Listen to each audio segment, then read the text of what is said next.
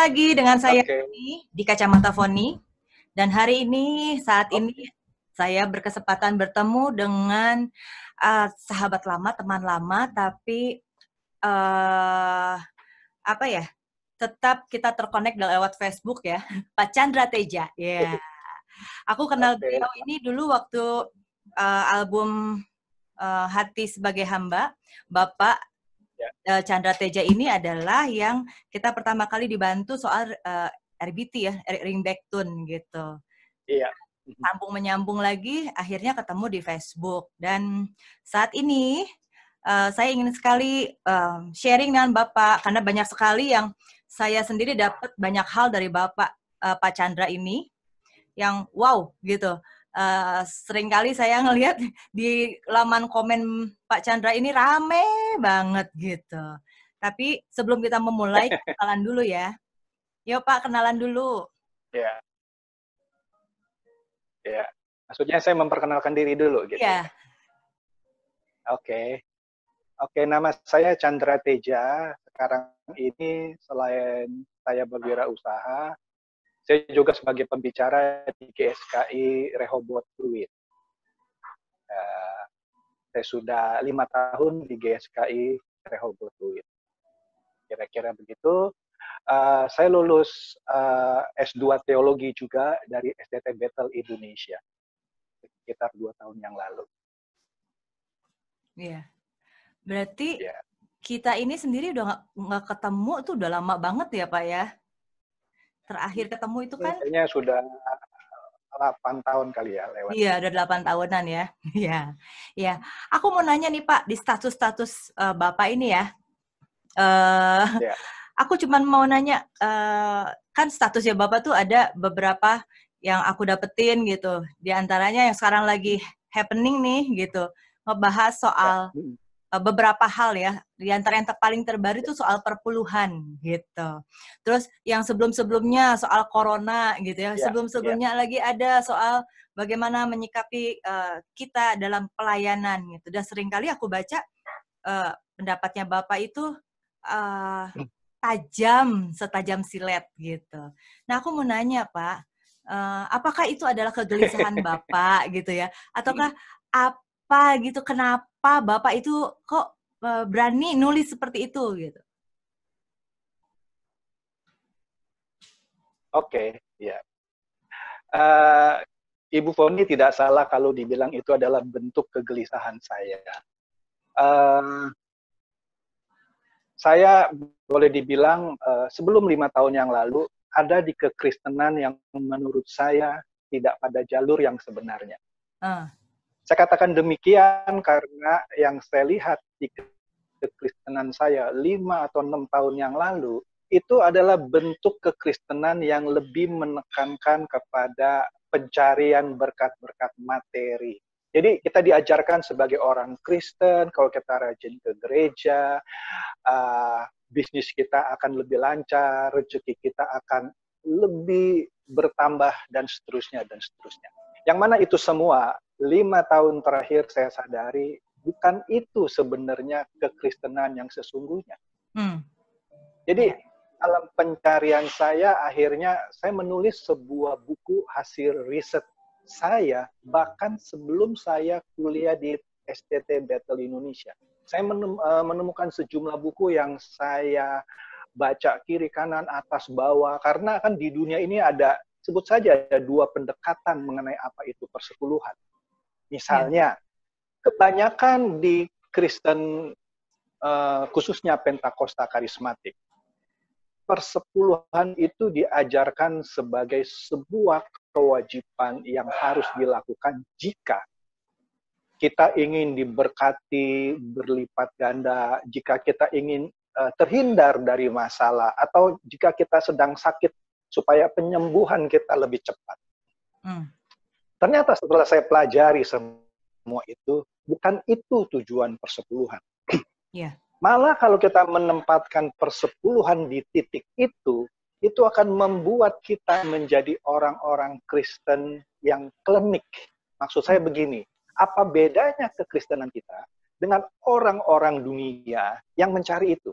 Tidak salah kalau kita mencari rezeki. Semua orang memang harus mencari rezeki. Tapi yang benar adalah orang Kristen itu harus diajarkan kerja keras, kerja giat, kerja cerdas. Untuk mendapatkan rezekinya. Bukan gara-gara dia memberikan persepuluhan, dia bermalas-malasan, tetap diberkati. Itu melanggar hukum aturan manapun. Mau hukum Allah, mau hukum Tuhan pun itu dilanggar. Nah, kalau persepuluhan diajarkan bagaimana manusia mendapatkan rezeki yang berlebihan, ketimbang jika dia tidak memberikan persepuluhan, itu melenceng. Maka dari itu di buku saya, itu saya kupas dari apa itu persepuluhan pada awalnya. Kemudian ada, kenapa Pak? Tuhan ada? Mau saya kasih lihat ya? Boleh kasih lihat, bentar, saya ambil ya. Oke. Wah, koleksi bukunya Bapak banyak. Nah, ini buku saya. Oh, oke. Aku mau pesen ya, Pak. Nah, boleh. Nah, di buku ini saya kupas cukup mendalam sejarahnya persepuluhan, mulai dari zaman Abraham, kemudian di zaman Yudaisme, sampai di Perjanjian Baru. Ternyata Tuhan mengadakan persepuluhan itu untuk keadilan sosial pada zaman itu. Maksudnya begini, pada waktu itu Lewi tidak boleh bekerja. Dia dikasih tanah hanya untuk tempat tinggal, tetapi tidak diberi ladang, tidak diberi tempat untuk peternakan. Dari mana mereka makan? Ya dari orang-orang sebelah suku lainnya yang bekerja dan menyisikan 10%-nya untuk orang-orang Lewi ini. Kalau tidak, mereka tidak bisa makan. Kira-kira begitu. Yang banyak orang lupa, bukan orang Lewi saja yang berhak atas persepuluhan. Ada 3 pihak lagi, yaitu janda miskin, anak yatim, dan orang asing atau orang perantauan. Kalau di kita sekarang itu pembantu rumah tangga. Karena dianggap orang-orang ini yang tidak beruntung. Kemudian ritual persepuluhan itu juga rumit sekali. Kalau zaman Abraham itu sederhana. Dia cuma memberikan sekali seumur hidupnya dari rampasan perang. Kalau Abraham waktu itu tidak berperang melawan Raja Kedorlaomer, maka tidak ada itu persepuluhan. Kenapa dia harus berperang dengan Raja Kedorlaomer?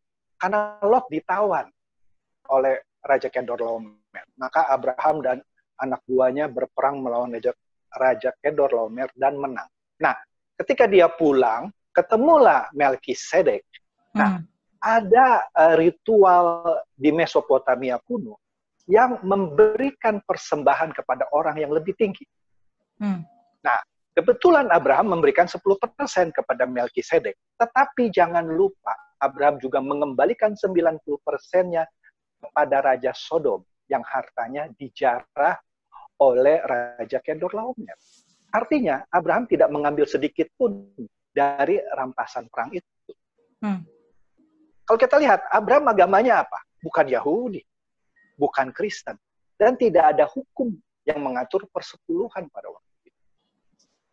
Anaknya siapa? Ishak. Ishak memberikan persepuluhan? Tidak tercatat di Alkitab. Yakub hanya bernasar, tetapi tidak tercatat di Alkitab memberikan persepuluhan. Baru keturunannya Yakub yang 12 suku itu melaksanakan persepuluhan yang diturunkan oleh Musa melalui firman Tuhan. Nah, itu semua dibuat oleh Tuhan untuk keadilan sosial tadi, untuk Lewi, janda, anak yatim, dan orang asing. Iya, perantau. Nah, menariknya, ternyata persepuluhan diberikan setahun sekali. Oke lah, karena mereka panennya waktu itu setahun sekali. Nah, kalau kita pelajari Alkitab dengan benar, persepuluhan itu hanya diberikan 3 tahun sekali. Jadi begini, tahun pertama hasil dari panen mereka, ternak mereka, itu dibawa ke Yerusalem, di tempat yang ditentukan Tuhan. Mereka mengadakan pesta 7 hari 7 malam. di pesta yang namanya Pondok Daud. Mereka makan bareng-bareng. Jadi persepuluhan di tahun pertama itu dimakan bersama.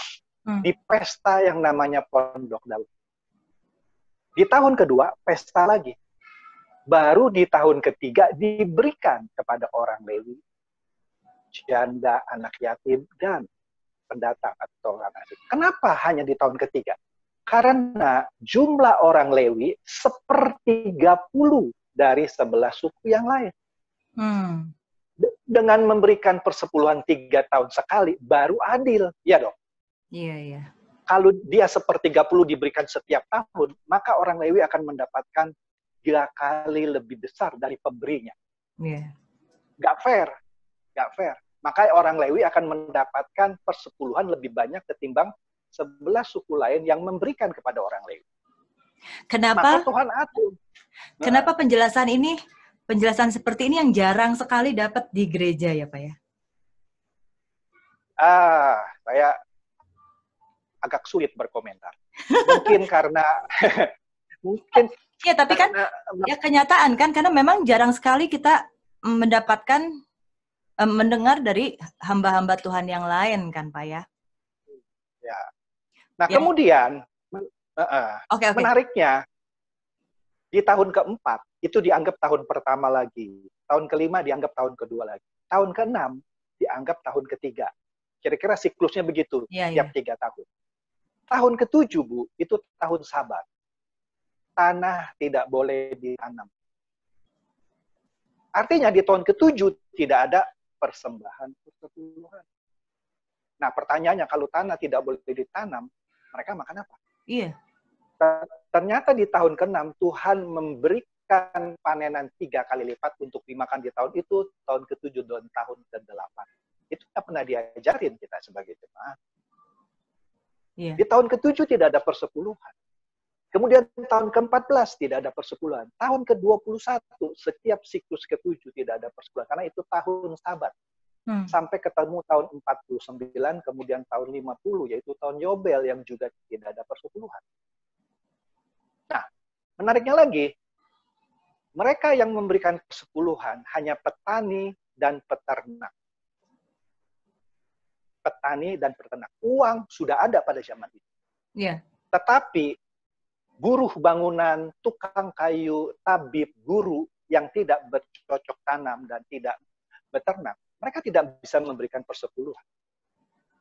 Oleh karena itu, kenapa yang namanya Tuhan Yesus tidak pernah memberikan persepuluhan?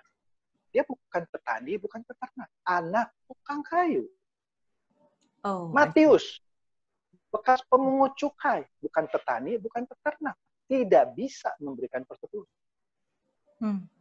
Simon Petrus, nelayan. Ikan tidak boleh diberikan sebagai persembahan persepuluhan. Hanya 4 binatang. Lembu, sapi, kambing, domba. Kalau saya misalnya beternak babi pada waktu itu, saya juga tidak boleh memberikan babi. Karena selain haram, yang diatur cuma 4 binatang. Lembu, sapi, kambing, domba. Yeah. Kemudian kalau orang tanya, kalau guru itu misalnya gajinya dibelikan gandum untuk diberikan persepuluhan. Tidak ada aturan seperti itu. Nah, tapi maka dari itu kalau saya bertanya sama, gimana Bu? Iya. Tapi kenapa sekarang menjadi heboh? Sekarang ini di grup-grup kita ini jadi heboh karena perdebatan antara perpuluhan. Ada satu ngomong kalau kita nggak ngasih perampok. Satu lagi kita nggak fair. Satu lagi bilang apa ya? mencuri bagiannya Tuhan. Oke. Begini Bu. Ayat sakti dalam persepuluhan itu tidak dapat dipungkiri adalah Malaiki 3 ayat 10. Itu ayat sakti. Iya. Padahal saya yakin jarang sekali, bahkan hampir-hampir tidak pernah Malaiki 1 dan Malaiki 2 dikhotbahkan. Ibu pernah dengar khotbah Malaiki 1 dan Malaiki 2? Enggak. Yang Ibu pasti sering dengar Malaiki 3. Iya, karena seringnya itu. Begini Bu, saya bikin singkat saja. Pada satu ketika, imam-imam Lewi pada saat itu korup. Korupnya begini, persembahan dari binatang itu itu harus diberikan kepada Tuhan yang utuh, yang tidak bercacat. Tetapi persembahan dari umat kepada orang-orang Lewi bisa yang cacat. Kenapa bisa cacat? Begini, Bu. Misalnya kita memberikan domba. Domba itu dijejer gitu ya. Dihitung 1, 2, 3, 4, 5, 6, 7, 8, 9, 10. 10 diambil. Kalau yang diambil itu kebetulan buta, itu tetap diambil, Bu. Untuk persembahan persepuluhan. Kemudian yang ke-20 diambil. 20 bagus, tetap diambil. Yang ke-30 kurus, tetap diambil. Yang ke-40 gemuk, diambil. Jadi kombinasinya ada yang cacat, ada yang mulus, ada yang tambun, kan gitu, Bu ya. Nah, pada suatu ketika imam-imam ini curang. Binatang-binatang yang buta, yang pincang, itu justru diberikan untuk Tuhan. Yang tambun dimakan untuk dia sendiri. Maka di Malaki 1 dan 2, Tuhan marah. Marahnya kepada siapa? Kepada imam-imam ini. Nggak pernah diceritain, kan? Nah, karena imam-imam ini korup, rakyat waktu itu mogok tidak memberikan persepuluhan. Maka melalui Malaki, Tuhan memarahi imam dulu di Malaki 1 dan 2. Baru setelah puas memarahi imam, baru umatnya dimarahi di Malaki 3. 3. Nah, jadi imam dulu yang diomelin, baru kemudian rakyatnya. Makanya dibilang, ujilah aku. Kalau kau tidak berikan, akan kukirim belalang pelahap. Itu betul. Jadi belalang pelahap berbicara, kalau mereka tidak memberikan persepuluhan, gandumnya akan dimakan habis oleh belalang pelahap. Tingkap-tingkap langit, di sini berbicara mengenai tidak diturunkannya hujan. Mati itu. Itu. Tetapi jangan lupa, itu adalah hukum Taurat. Hukum Taurat itu bukan hanya 10 perintah Allah. Itu awalnya, dasarnya, intisarinya. Tetapi dari 10 hukum Taurat diturunkan menjadi 613 mitzvot. Yang mana di dalamnya mengatur makanan haram seperti babi, gitu kan? Bagaimana anak begitu lahir pada hari keberapa harus disunat. Wanita kalau lagi haid tidak boleh beribadah. Nah itu ada 613, Bu. Di antaranya mengatur persepuluhan, buah sulung, persembahan curhat, dan segala macam persembahan. Pertanyaannya, apakah kita sebagai orang Kristen harus melakukan 613 lagi? Kalau ada orang yang masih mengancam-ngancam saya, kalau saya jemaat sekarang misalnya, saya tanya, Bapak atau Ibu makan babi nggak? Makan. Berarti Bapak Ibu melanggar hukum Taurat. Kenapa Bapak Ibu harus memaksa saya memberikan persepuluhan yang diatur oleh hukum Taurat? Kan begitu. Iya, betul. Iya. Oke, Pak. Nah. Lah, iya. Iya. Nah, oke. Aku mau nanya nih, Pak. Dengan pendapat Bapak ini yang seharusnya ini banyak didengar oleh jemaat yang ada. Jadi kadang-kadang kan jemaat cuma tahu Malaki dikupas ya, Malaki 3 ya Pak ya. Harus memberi perpuluhan itu seperti itu, karena kalau enggak bla bla bla gitu ya. Tapi penjelasan yang seperti ini yang jemaat jarang dengar ya. Nah tapi Pak, apa yang Bapak suarakan ini kan memang beda dengan yang lainnya ya Pak ya. Nah, boleh nggak ceritain, Pak, apa yang terjadi ketika pertama kali Bapak dapat rema ini, dapat bukan pengetahuan ya, dapat pembukaan firman ini, pasti kan pro dan kontra nih, Pak. Iya. Nah, boleh nggak ceritain gitu, gimana awalnya sampai istilahnya, aku pernah baca loh Bapak waktu itu, aku mau bersih-bersih ini deh, unfriend yang ini aku nggak apa-apa katanya unfriend gitu. Aku pikir mungkin dari karena aku nggak selalu buka Facebook, jadi mungkin aku pikir dari status-status Bapak gitu. Adakah dalam menyuarakan itu tuh termasuk yang sampai ada yang unfriend? Ada. Jadi begini, tadi Ibu bertanya, bagaimana sampai akhirnya saya ketemu di titik itu. Jadi begini, Bu. Awalnya saya simpatisan Kristen Protestan. Tapi saya dibaptis di Australia dengan cara Pentakosta. Jadi tentu ketika saya pulang ke Indonesia, bahkan sebelum saya pulang, saya ke Amerika dulu, saya gerejanya Pentakosta karismatik. Yang tentu mengajarkan persepuluhan. Waktu itu karena saya nggak ngerti ya, saya lakukan saja. Ketika saya pulang, Bahkan saya pernah kerja di perusahaan asing dengan gaji dolar. Waduh, persepuluhan saya besar, Bu. Persepuluhan saya besar. Bahkan waktu itu saya mungkin jadi jemaat ring 1 karena terhitung memberi persepuluhan yang taat dan cukup besar. Nah, ketika saya beralih kuadran dari karyawan menjadi pebisnis. Jadi ketika saya bekerja, saya diberkati luar biasa. Nah, waktu itu saya percaya berkat luar biasa, naik gaji, naik pangkat, dapat pekerjaan baru. Itu karena ketaatan saya membayar persepuluhan.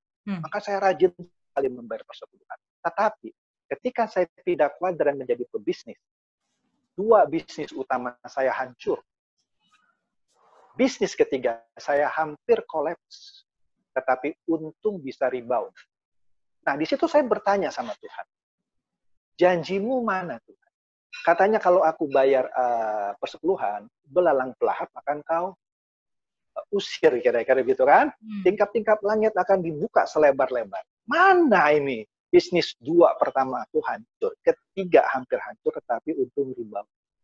Akhirnya saya bertanya, ada yang salah ini? Nah, biasa kalau kita curhat ke pendeta, mohon maaf, kebanyakan pendeta bilang, wah, ada dosa sama kamu. Maka kamu harus mengalami itu. Loh. Padahal ketika saya jadi karyawan juga masih berdosa kan. Saya naik gaji terus tuh. Saya naik pangkat terus tuh. Ketika saya berbisnis rasanya lebih baik saya sebenarnya. Tapi kenapa saya harus jatuh? Ternyata setelah saya melakukan perenungan, kejatuhan itu bukan karena Tuhan marah sama saya. Karena saya pindah kuadran kan. Yeah. Saya nggak pernah sekolah bisnis. Saya sekolahnya IT.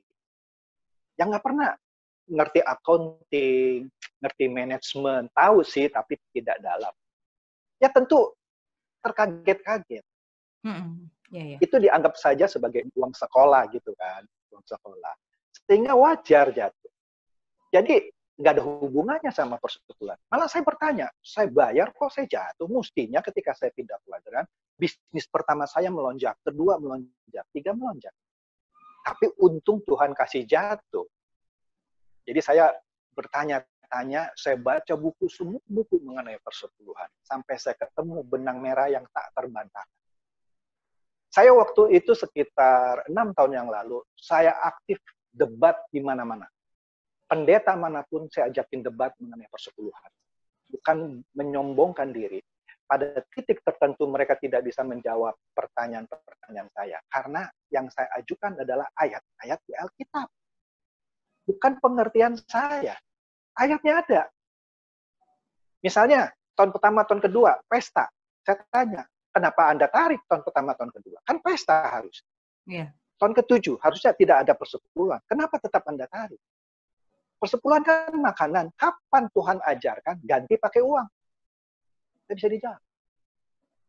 Sehingga itu lebih meyakinkan saya apa yang saya pelajari dan Alkitab yang saya baca kan sama. Yeah. Itu tidak salah.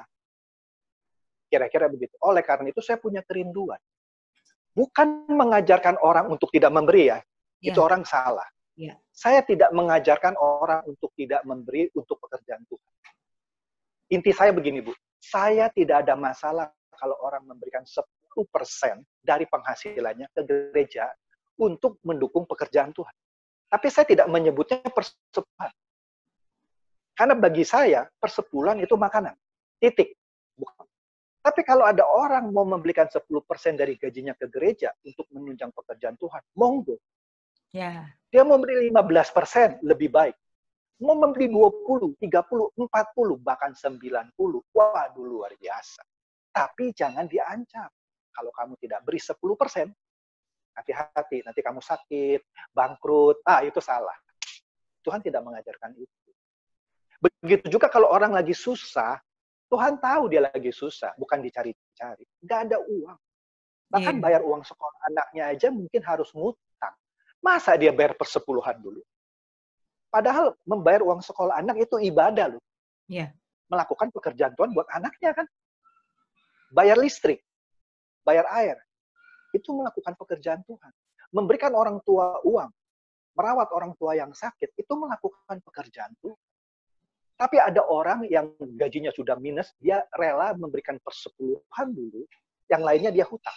Itu justru tidak memuliakan Tuhan. Sekali lagi, saya tidak mengajarkan orang untuk tidak memberi ya. Yeah. Saya tetap mengajarkan orang harus memberi. Tetapi bukan dengan ancaman. Kita kan manusia yang rela sudah ya, ditebus. Ya? Harus dengan rela, 1 Korintus 2 kasih, ayat ya? Iya, 1 Korintus 2 ayat 97. 2 Korintus 9 ayat 7, Mak. Di situ diajarkan kita harus memberi dengan sukarela, sukacita, tanpa paksaan, dan jangan bersedih. Oke. Kalau kita dipaksa, kalau nggak beri akan bangkrut, sedih kan? Nah, itu nggak salah. Malah kayaknya waktu memberi juga masih dengan ada yang terpaksa seperti itu, gitu ya. Atau mengharapkan. Iya, mengharapkan. Beri ya Tuhan. Mengharapkan. Nanti bisnis dibalasnya ya. lebih ya Tuhan. Kau bikin lancar ya. Iya. Lebih. Nah, jadi itu udah motivasi salah. Iya, jadi kalau gitu Pak Chandra menyalurkannya kemana? Ya, pasti ke gereja saya, ke keluarga saya, ke sanak saudara saya yang membutuhkan. Bahkan ke orang-orang yang bukan famili saya yang memang membutuhkan kalau kebetulan saya mampu. Oke. Iya. Gitu. Ya. Kebuka satu pembukaan baru lagi. Dan kayaknya kita nggak bisa cukup satu sesi ini. Ini kita pakai Zoom, jadi cuma 40 menit ya. Nah, satu lagi pertanyaan terakhir, Pak Chandra. Kira-kira dengan keberadaan sekarang yang terjadi, ini ada keadaan terakhir ya. Dari yang terakhir ini kan, kita tahu lagi rame ya di medsos itu ya, ada hamba Tuhan yang senior mengatakan sesuatu ya ada pendapat yang lain lagi, keluar lagi yang lain lagi. Pak Chandra belah mana? Kalau saya tidak mau masuk ke kiri atau ke kanan. Saya hanya menyuarakan apa yang menurut saya harusnya benar. Coba Ibu boleh cek saya punya postingan. Mungkin saya pernah posting, akan mungkin 1-2 kali postingan khotbah pendeta A, B, atau C. Tapi tidak saya sebut atau saya tidak saya bully. Saya cuma memperlihatkan, ini ada khotbah. Menurut saya, khotbah ini kurang tepat. Tapi boleh cek postingan saya. Saya tidak menista atau apa. Dan orang-orang sudah tahu postingan saya gayanya seperti apa. Dulu saya paling suka, saya bisa sampai pagi kalau debat sama orang di Facebook. Tapi sekarang saya sudah tinggalkan itu. Orang kalau nggak setuju sama saya bilang, oke lah kita sepakat untuk tidak sepakat. Tapi kalau dia tetap membuli saya unfriend. Saya nggak mau buang-buang waktu. Iya. You terima pendapat saya, silakan. Nggak apa-apa. Gitu. Saya nggak paksa. Iya. Tapi topik tadi yang soal perpuluhan itu, saya sendiri ngalami, wow, iya ya, gitu. Ada hal yang saya juga baru tahu dari perjalanan ya soal itu perpuluhan dari yang sahabatnya, yang tadi Lewinya juga gitu ya. Nah, moga-moga juga sahabat Foni juga nanti dapetin sesuatu ya dari pembicaraan dengan Pak Chandra Teja. Oh, kalau misalnya mau tahu Facebooknya dari tadi, mungkin Facebooknya yang mana? Nah, ada nanti aku tulisin di bawah ini nanti akunnya Pak Chandra. Di-accept ya, Pak? Oke. Dan bukunya juga nanti aku tulisin kali kalau mau pesen kemana kali ya. Gitu ya, Pak ya? Gitu. Nah, mungkin ada pesan terakhir buat sahabat-sahabat Foni. Bapak, gimana cara kita kekristenan kita untuk bertahan di tengah keadaan yang sekarang ini penuh dengan sesuatu yang wow gitu ya. Aku nggak mau bilang sesuatu yang tidak menentu, karena aku percaya dalam Tuhan kita mempunyai jalan yang kepastian dari Tuhan gitu ya. Aku cuma mau bilang saat-saat di depan nanti itu kita hanya bingung. Aku cuma mau bilang itu wow gitu, karena banyak yang nggak keduga gitu. Ya. Menurut saya gini Bu, kejadian seperti ini adalah sebuah kejadian yang atas seizin Tuhan. Poin saya begini, kalau Tuhan tidak izinkan ini terjadi, tidak akan terjadi kan.